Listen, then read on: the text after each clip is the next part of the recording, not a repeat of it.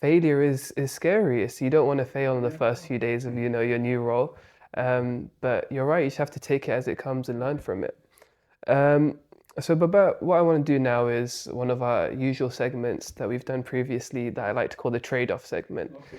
So, again, I'm going to give you two options between one thing and another, and I just want you to choose one of them and kind of explain maybe why you've chosen that. So, would you rather choose playing it safe and never failing, or taking risks and failing often? Well, in my lifetime, I have taken risks and didn't fail as much, to be honest with you. I mean, I had very less failures in my life, especially in my practical life since I started working or businesses.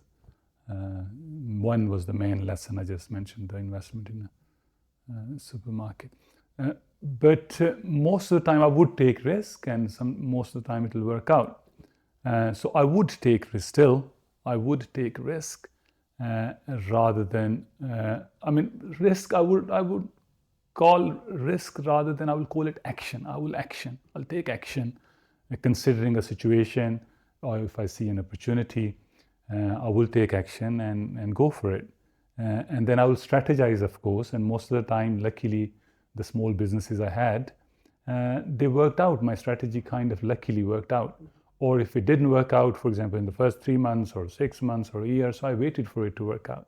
So I kind of aligned and re-strategized, and that's how every single time, whichever business or other situations I had in my life. So my policy always have been, okay, so we set out to do, so we, for example, if you are set out to go from here to point A to point B, and in between you thought, okay, you'll get there in 2 hours, but you didn't get there in 2 hours or 2 years, then you just, okay, work out what is not letting us get there where we want to get to. So I kind of stuck to it, and that kind of reduced the number of failures I had.